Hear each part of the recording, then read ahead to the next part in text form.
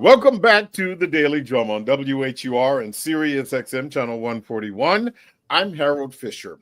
Less than 24 hours from now, you, family, friends will be at the Thanksgiving table with turkey, the trimmings, and so much more. Now, whether you're a veteran in the kitchen or new to cooking the holiday feast, there's always something you can learn. And as always, this time of year, we sit down to talk to culinary experts with handy-dandy tips to make sure the meal is absolutely perfect. My guests are Chef Huda, celebrity chef, and Reggie Jones, owner of Big Reggie's Barbecue. Hey, everybody, how are you? Hey, how's it going? Happy to be here. Everyone, how are you? Absolutely. Look, happy Thanksgiving to everyone. I have so much to get to. But first, I want to share a couple of fast facts with you. And the average person will consume about 2,100 to 2,092 calories at Thanksgiving dinner. That's a whole lot of turkey and trimming. The average guest number is 11, and most Americans, 74%, plan to have Thanksgiving dinner with other people this year. Another 5 plan to have Thanksgiving dinner alone. Man, that is sad. And 2% don't plan to have Thanksgiving dinner at all because they're working, they're traveling, or for some other reason. And then you have another 10% who just don't know what they're going to do until the very last minute. That sounds like somebody related to Huda. Am I wrong there? You are not entirely wrong, no.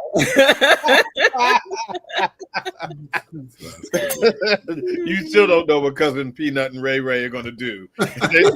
They're just going to show up. So listen, let me ask you first, both of you, but I'll start with Huda. So what's the plan for tomorrow? Just kind of give me what's going to be on your menu, Huda. Oh my goodness, what's on the menu?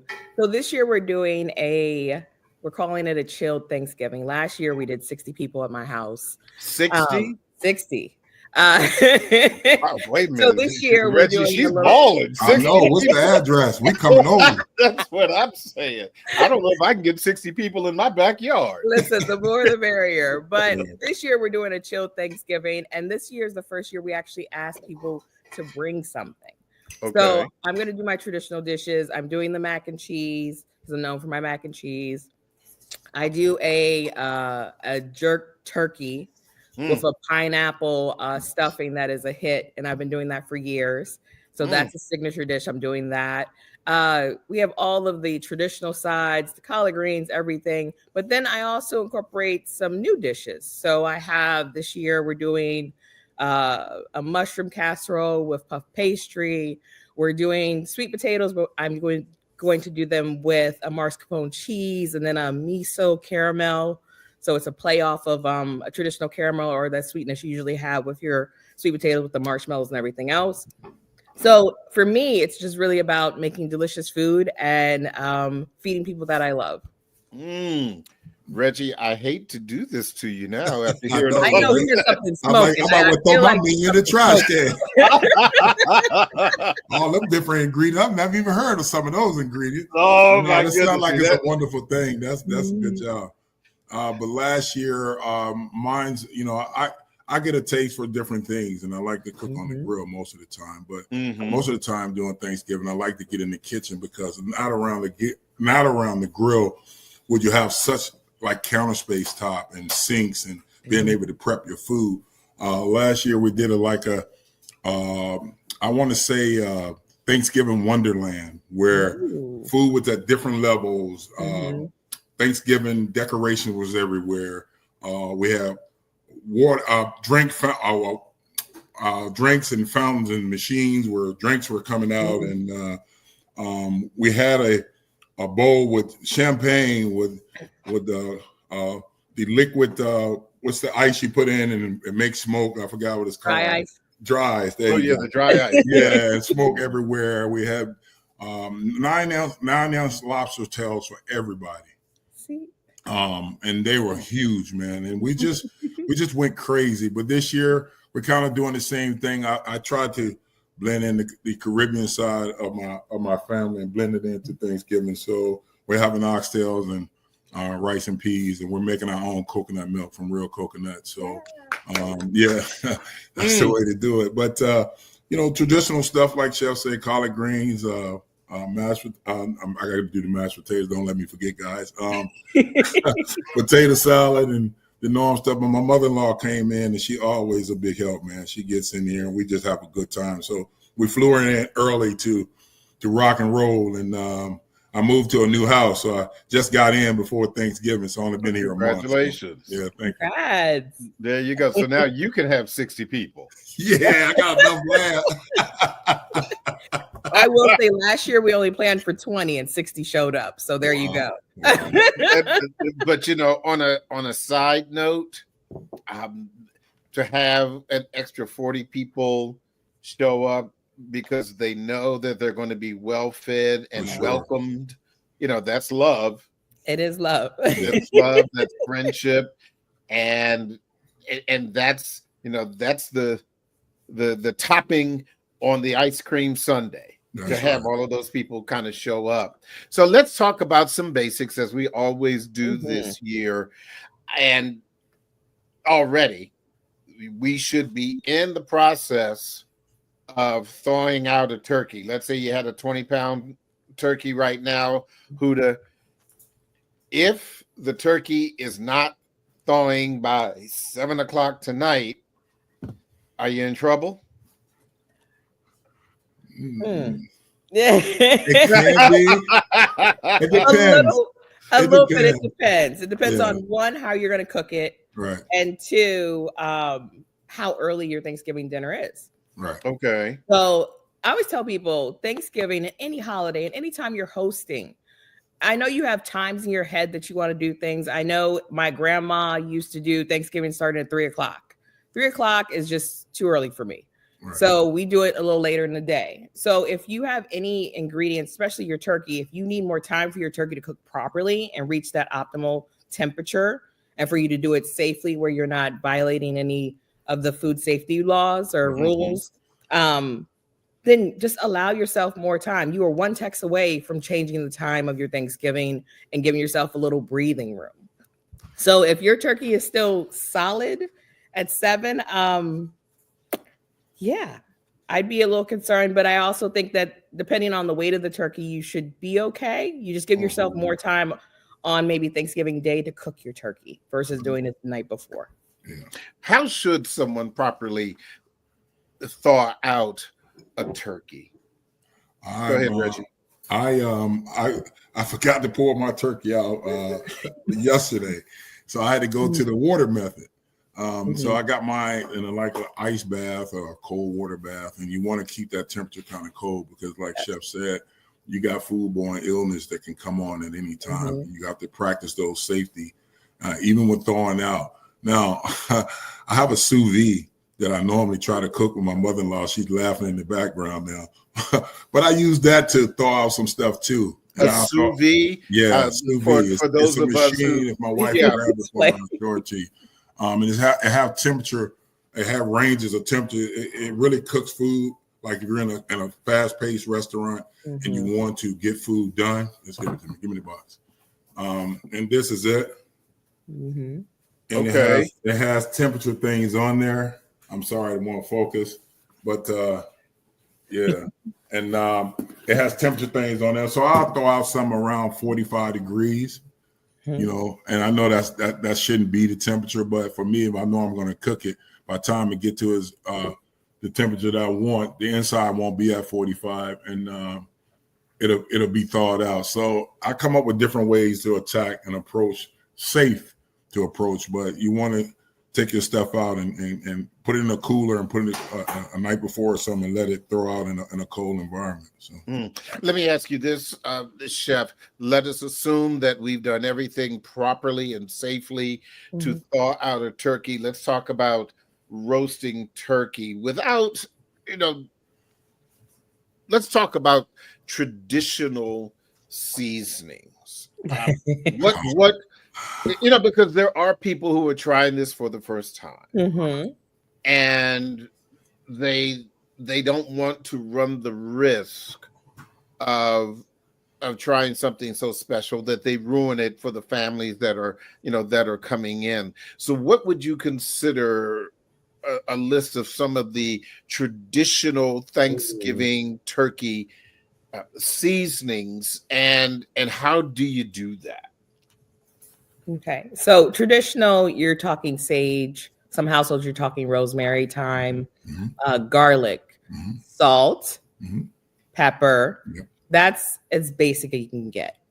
In some households, they'll cover the bird. They'll make more of a wet rub, if you will, with maybe some oil in it, and cover the bird in that. Other households, my household, we put butter underneath the turkey skin. Now, if that sounds like too much for you, because some people are like, I got to lift skin and put it back, and it seems daunting. So that's the thing. It is a thing, and it does help with the moisture of the white meat on the turkey. I usually do a herb butter, so those same seasonings that I put on the turkey, I put in the butter and then put it under the skin. And it also helps with the crispiness of the skin. But extra base, you want to make sure that you cook it, and I'm sure, Reggie, you can appreciate this. You want to be slow and low. That's right. Don't try to rush it. It's not ever supposed to be at 400. Don't do it. Thank you. Thank you for saying low that. threes. Low threes, and Google is your friend. If you have a big bird, small bird, all of the temperatures based on the weight of your turkey will be on any Google search that you do for cooking a turkey.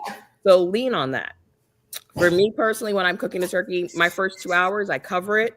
I leave it alone. I let it all do its magic. And then in that third hour, I'll take the cover off, see how my skin's looking, see how the turkey's looking, baste it, which basting, for those who don't know, is in a safe manner with a baster,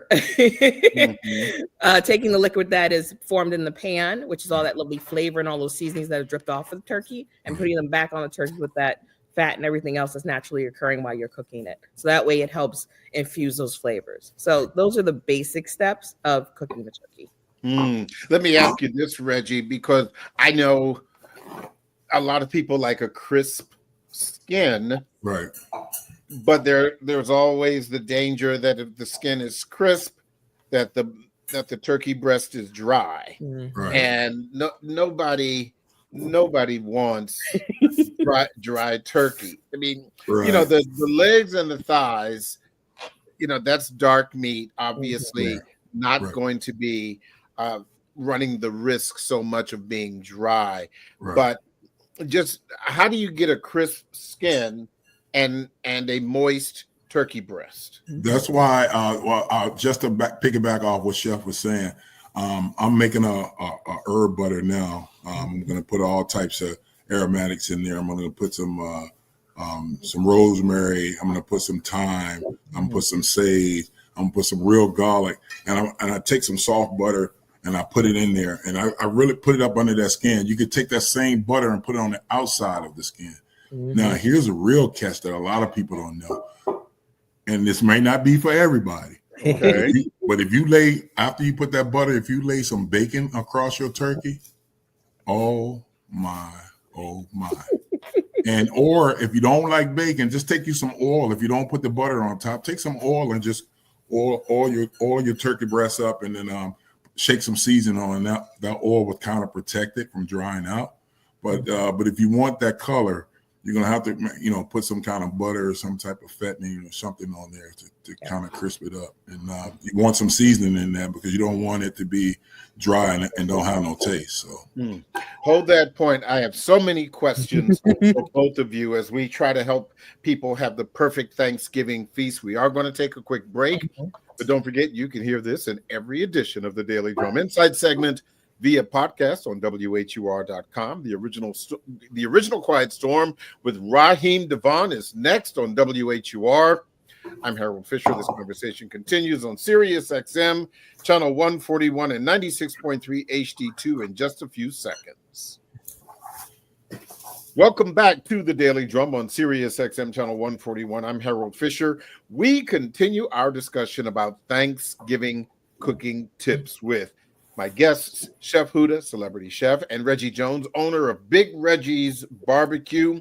Reggie, before the break, you were talking about a crispy turkey skin and putting some oil.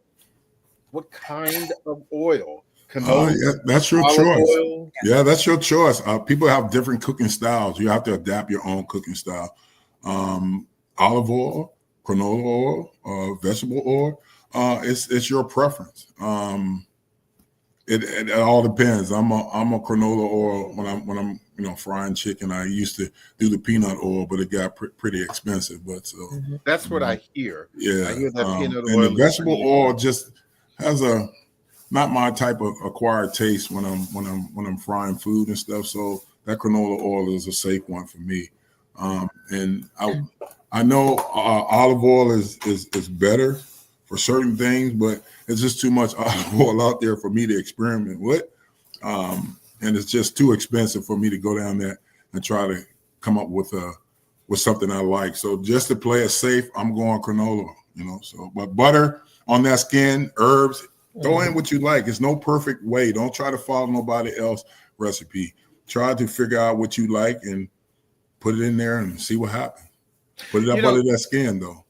Huda, you mentioned earlier about basting and in a safe way. Certainly having a turkey baster, and that's the reality, because growing up, my grandmothers did not have a turkey baster. It was a ladle or a spoon. That's exactly right. It was a ladle and a spoon. But we know they got through it, but no, okay. And it was always perfect. Mm-hmm. But if the turkey is in the roaster, let's say you've got one of those good old fashioned 1957 blue with the speckled roaster. Went back. I'm thinking you all 1957. That's the year. There you go. Does it sit in the bottom of the pan, or does it sit on a grate?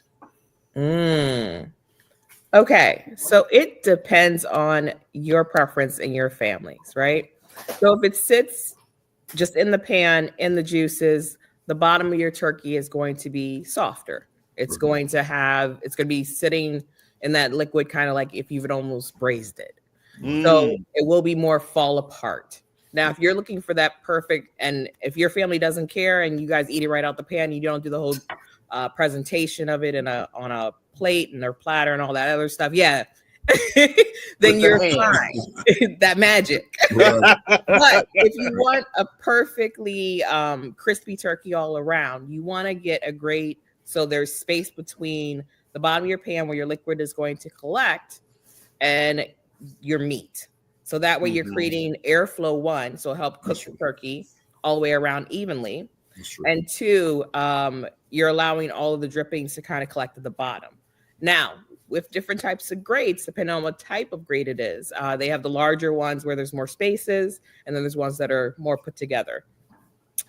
Basting might be a little more complicated if you do have a grate in there, but there's always the opportunity to baste after the fact if you want to do that and you don't mind the skin not being as crispy and you're just looking for the juices and the deliciousness. So just, again, it's the holidays. It's your family, your preferences. Right. My family doesn't care how the turkey looks as long as it's cut up and it's delicious. That's all they care about. Oh, yeah. Well, how frequently do you baste? Let's say if you're cooking a turkey, if the turkey is cooking, I don't know, 5 hours. How frequently do you baste? So for me, I only baste maybe 3 times because I'm leaving those 2 first hours. I'm covering it. I'm leaving it alone. Right. And every time you open your oven, you're letting out heat. So you need to be mindful of that. Yeah. So maybe every hour after that, I might baste. Or if it looks great and I decide, you know what, I'm only going to baste it twice and leave it alone. Right. It's really just in the moment of cooking. But every time you open your oven, no matter what it's for, just remember your temperature is going down. So just make sure you're accounting for that in your cook time. So, Reggie, I need you to answer once and for all the eternal question. Is it stuffing or is it dressing? Oh, Lord. I don't know. I don't want to get in trouble here. I think the best of both answers. Man, I don't know. I'm young with it. But back in the day, they used to call it dressing, I guess. So, but I'm calling it stuffing, man. That's what I'm a stove top stuffing turkey guy out the bag, bro. It's got so much flavor. Yeah, I'm gonna tell you why. I eat it all year round, but believe it or not, you know what I'm saying? Because it's so quick to make. Some people, the dressing is too tight. It's not fluffy enough. It's so dense because they're beating it to death and they're beating the breadcrumbs to death. It just no, man. I boil some water and put some butter in there and put the box in there. And I'm good. Let it set and I'm good to go. You know, but even for Thanksgiving, you don't do anything special with. No, man. I keep it simple. I barbecue so much, man. When I get a chance to keep it simple, I keep it simple. You know what I mean? And I like what I like. And people should like what they like. Yeah. Even, going back to what she said about the turkey, I remember my mother putting a turkey in a bag, and I said, she done lost her mind. Yeah. Cooking the turkey in the bag is an all around way of keeping your turkey moist and getting it dark at the same time. Yeah. I can believe it, man. That turkey bag is amazing. So I just want to throw that out there. But yeah, man, the stuffing, I'm not good in that arena. So I let the box do the work for me. So what do you say, Huda? Stuffing, dressing, whatever, bread, cornbread. What's your go-to? So, and the other thing is, oh Lord, I got two parts. That's right, inside the turkey or outside. Inside. Okay. You can't beat it. Okay. So I will say this as someone who loves stuffing. And I eat it all year round like you. I put it on a lot of things. For sure. And with a lot of things. Right. There's two schools of thought.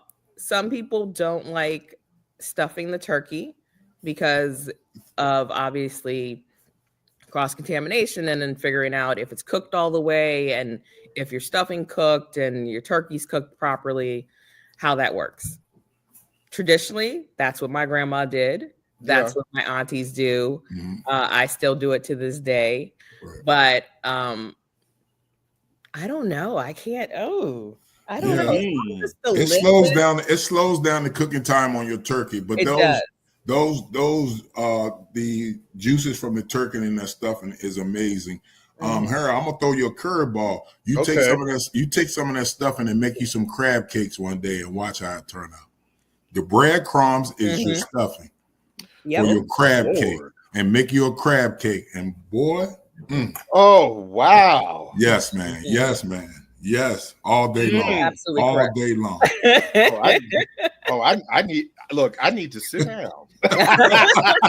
It's unreal, man. Seriously, that sounds.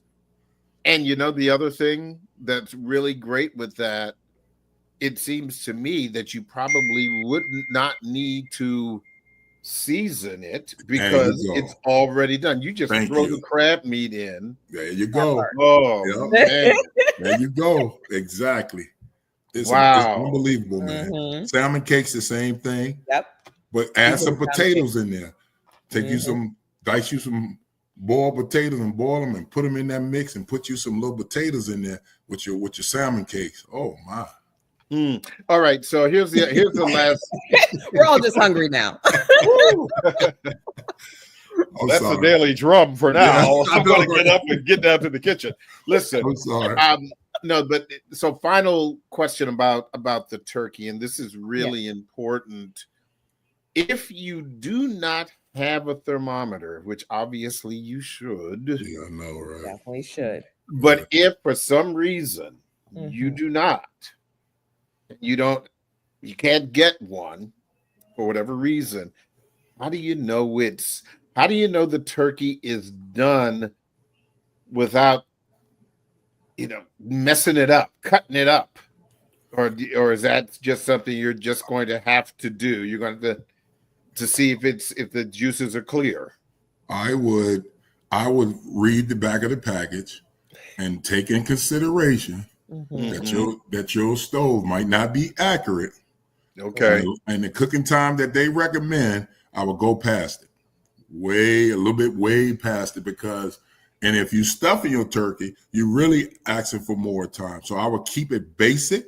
I wouldn't stuff the turkey because the airflow is so important. Yes. You want to make sure, based off the time and the weight, that you cook it past the time that they recommend it, and you should be able to hit that temperature inside. Now, that don't mean going inside, open up the stove like Chef was saying, because you adding more time. Right. You're going to miss it, and you're running risk of harming somebody and not making that temperature. But, you're going to have to put this one in, leave it, let it go, and you're going to have some turkey, but it might not be the turkey that you want because you don't have that thermometer to check it, but your turkey will be done based on the time that's recommended. That's what I would do, just to play it safe. Okay. Yeah. Let's talk about some of the other sides and condiments. Let's talk about gravy. And I'll ask you about that, Chef Huda. Yes. How do you make gravy that's not lumpy, that's not burned? And I'm talking about from scratch, not in a jar. So you don't want the little jar pop the top? Yeah, we're not. That's not you. No, I want to, like I said, I want to take it all the way back to I want to take it all the way back to 1969, after the Fair Housing Act. I got a quick one after Chef talk about it. I got a quick way to make it. Trust me, it's good. Okay, so go ahead, Huda, you first. Okay, so you're gonna start with a roux, equal parts of flour and whatever your fat is. Right. So depending on your household, that fat might be butter. It might be bacon fat for Chef who's covering his turkey in bacon, keeping those flavors going, right? Or it might be cooking oil. You want to use equal parts of that, put it in a pan on medium-high heat. You're going to start smelling the butter doing its thing and the flour starting to toast, if you will. You want to whisk it with a whisk, not a fork. Don't try to do it with a spoon. You're going to set yourself up. You're going to whisk it because you're trying to break it up and make it smooth. It's going to turn into a really thick consistency, and then you want to pour your liquid in. Your liquid should be hot or at least warm. So if you have broth you're using, heat it up in a different pan so you can just add it to your gravy. If you're using the drippings from your turkey, which I highly recommend, that's all of your flavors, you could add that in and start whisking. And as it cooks down into this delicious gravy, taste it, make sure you season if you need to, and then just go from there. But your base of your roux is how you're going to get that thickness that you want. If it is lumpy for some reason, a blender is your friend. Okay. And you can do it that way if you want to, if you need to smooth it out. But if you whisk at the beginning, you should be fine. And then your gravy, whether you're putting, I know some people put heavy cream in their gravy or milk, depending on where you're from. All those things should come together in your pan and you should be good to go. That's what's your tip. I got a real quick cheat because gravy, I make gumbo and stuff, and you gotta make that roux, and I don't feel like standing there that long. So what I do is I'll take, if the turkey is done, I'll take some of the turkey meat, I'll take some onions, and I'll throw them in the pan with a little bit of oil, just a little bit of oil. Then I'll make my own chicken broth or buy some chicken broth, put that in the pot. I take me a teacup flour, cold water, and make me a slurry. You understand me? And dump that into that broth, and it thickens up. And you don't have to worry about flour lumping. You don't have to worry about browning. Now, because I do cook a lot of Caribbean food, we got some browning, the little sauce, the thick sauce browning. So we brown out stuff. You take a couple of drops in there and put it in that white flour. It would turn that white flour slurry brown. You drop that in there, and you can get as dark as you want to. Be careful with that. But that would thicken your gravy really quick. And if it's not thick enough, just take another teaspoon of flour, put it in a little water, turn it into a little paste slurry, and dump it in there. and you got the perfect gravy. You don't have to, it just, I saw my mother and them. I went to school for engineering, man, and I cook like an engineer, and I come up with a quicker way to do things and a faster way and a precise way. And that way has been working for me, because I had some leftover chicken wings the other day, and I told my mother, you know what? Let me make some gravy right quick. She said, oh, my, you made that quick. Yeah. And then I put the chicken wings down in there, and because of the breading on the chicken wing helped thicken the gravy as well. So yeah, that's my fast pace way of making gravy, man. You can add any type of flavor, salt and pepper and all that stuff to it, or you can take the broth from the turkey and put half of that in there. But however you feel like doing it, you know what I mean? That's a quicker way of doing it. Huda, do you have any advice for a gravy that is perfect in consistency but too salty without having to do it all over again? Or is it? So for a gravy that's too salty, what I've done in the past is I'll add a little of that heavy cream, and it takes away some of that salt content because of the fat that's in the heavy cream. I've done it that way before. I don't often oversalt my gravy. Right. and then also for soups and stews and other things, putting a raw potato in there, it will soak up the sodium too. But depending on how much time you have, for me, heavy cream is a easy fix and a quick one, especially if people waiting to eat. And I will say, for those, I don't want to leave out the people who are scared of making gravy and do use the bottle with the lovely top on it. If you want to upgrade that, I would highly recommend that you saute onions, peppers, mushrooms, whatever your favorite veggies are that way, and then add some of that broth from your turkey to that gravy and kind of mix that together. And then that will give you that nice, more homemade feel to that gravy instead of you having it feel because we all know what the one out the jar tastes like. So that's just like easy way to upgrade it quickly. Right. So there are so many things I could ask about, but we have about 10 minutes left. And so I want to ask, and I'll start with you, Reggie, and then Huda, certainly you can chime in. I have found, and this is not just for Thanksgiving, but it is particular to holiday cooking, logistics matter. Yes. They really, really do. Yeah. And if you don't have that logistical plan right, then some stuff will be cold, some stuff will be hot. Right. So, and if you don't have a large kitchen, you got, you don't even have a double oven, you've got one oven, you've got 4 or 5 burners, you may have an air fryer. I've got a bougie one. Right. But other than that, if you don't have a chef's kitchen, kind of give me a quick rundown, Reggie, of what you should cook first and what should be last, so that everything kind of comes together. Well, I'm gonna be honest with you. Everybody these days, because we live in a fast world, has a microwave. Everybody has a microwave. So I'm cooking a lot of stuff the day before. And I'm just warming up stuff. Let's be realistic. We don't have the time when mom and dad and grandma and everybody was in the kitchen helping, and everybody get up early in the morning and try to get it done. We live in a fast-paced world now. Everybody's super busy and they barely got time off. So I'm doing all my desserts and everything today. I'm doing my potato salad today. I'm doing all my ramekin desserts today. I'm doing much. Only thing I'm cooking on tomorrow is my ham and my turkey. Okay, that's my plan. So my collard greens, I'm gonna do them today. Just throw a little heat, a little warm up, and if you have the ability to have, everybody don't have chafing dishes. They got these little cheap, flat, warming cooktop things now. They're like $20. I bought 4 of those. And so when I come out tomorrow, I can just start heating up stuff and leaving it in the serving dishes and putting it on these flat grill. Everybody might not have that, but you can work your tools in your kitchen, no matter how big or how small it is. Work it to what works for you.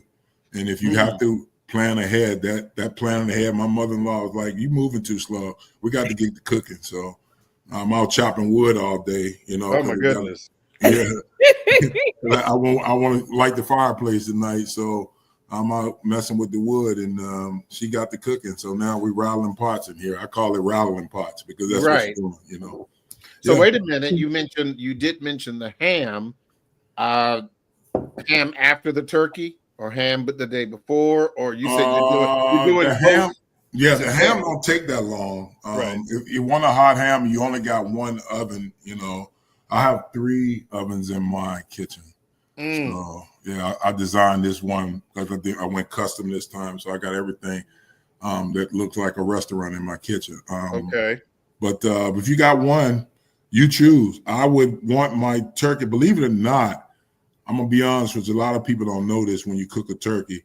If your turkey cooked for 3 hours, it need to almost rest for 3 hours before you cut it. And a lot of people don't realize that.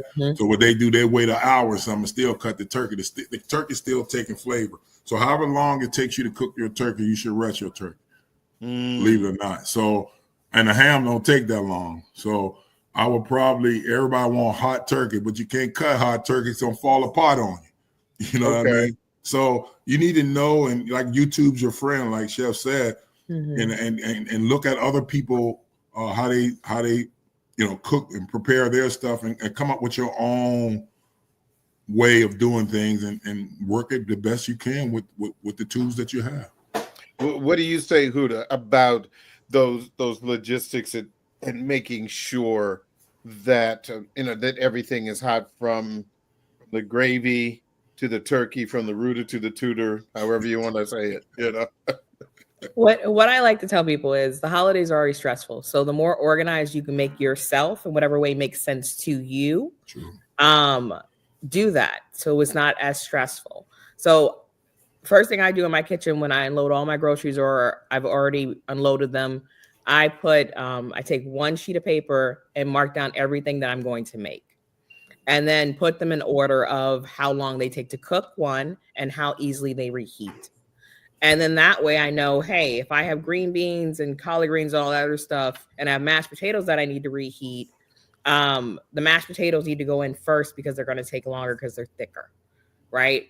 So if you can make some type of schedule that works for you, and don't be afraid to ask for help. If you have a bunch of people coming to your house to eat and drink and be merry, tell them an hour ahead of time to help you with certain things. That's right. So don't be afraid to ask for help and feel like you have to do everything yourself, because that's the first way you stress yourself out. True. Me personally, I cook everything Thanksgiving Day except for the baked goods and the desserts. So I start pretty early. And if you need to get up a little earlier than you're normally getting up to make Thanksgiving happen in your time frame, do that. Just give yourself breathing room. And then remember, you're doing this because you want delicious food and you love the people that you're serving. So just don't take the joy out of it with being stressed. Yeah, how about that? What's your go-to dessert, Huda? Oh, God. It depends on the year. So I am known for my banana pudding, but then I also make sweet potato soufflés, which are really delicious, and a sweet potato pie. But then I love a good apple pie, like something about a buttery crust. But then a peach cobbler is, I'm going to name all the desserts, aren't I? A peach cobbler is just, with a scoop of ice cream, is just, it hits something different. So I'm all over the place as long as the crust is good. And yeah, it depends on the year. This year, there's Rice Krispie treats, there's bread pudding, and there's going to be apple pie as well. And then a sweet potato pie, of course. So yeah, that's our desserts over here. What about you, Reggie? What is your... My mother-in-law, everything she pretty much named, except the bread pudding, is what my mother-in-law is making now. But for years, it's been my mother's recipe, sweet potato pie. I was the worst cook in the family until I started cooking, man. And been practicing this recipe for close to 30 years, man. I think I got it, but when mom cook it, it's different. And she don't measure anything. And I'm always, how do you measure? Just dump this in there and dump it. Dump this and dump that. I was like, mother, that's not That's not helpful. No. It's just full of love. It's full of love. Yeah. So, but don't forget, you got to put a smidge of that. How many potatoes? She can't tell you nothing. She just go. I'm like, okay. So, what do you think is the secret to flavoring for a good sweet potato pie, Reggie? Butter, vanilla extract, brown sugar. Some people use white sugar. I like cinnamon and nutmeg. Those are your basics. And sometimes I'll throw some walnuts in there. I'll throw some pecans in there. Whatever you like, man. But those are the basics. That butter, that nutmeg, that cinnamon, that vanilla extract, and you got something on your hands right there, man. What say you, Huda? I agree with everything he said. Sometimes when I up mine, I do a little Grand Marnier in mine, just because it complements really nicely. And then I've also added pineapple juice sometimes, depending on which direction we're going in. Right. So. I will tell you that the best sweet potato pie, and I'll end with this, the best sweet potato pie that I've ever had was not a sweet potato pie. It was a pecan and sweet potato pie. Yeah, I can believe it. Yeah, it was works perfectly. Pecan on the bottom, and sweet potato on the top. Yeah, it was a happy accident that a chef that I interviewed when I was in television years ago, and she was coming on, and she was talking about desserts, and she was going to make a sweet potato pie, and did not have enough ingredients. And so she had just enough for half a sweet potato pie and half of a pecan pie. And so she made a layer of pecan and a layer of sweet potato. And not only was it delicious, but it was also pretty. Wow. When you cut it open, when you slice it open, it was delicious. But we could talk food all day as we always do. And I don't want to keep either one of you any longer, but Chef Huda, Big Reggie, thank you all so very, very much for sharing with us, as you often do this time of year. Both of you have a wonderful, wonderful, and safe Thanksgiving. Yes, thank you so much. Thank you. Absolutely. Happy Thanksgiving. That is the Daily Drum for this Wednesday, November 27th. For News Director Renee Nash, reporters Millette Green and Vermonte Bryant, I'm Harold Fisher. Good night, and have a wonderful Thanksgiving week.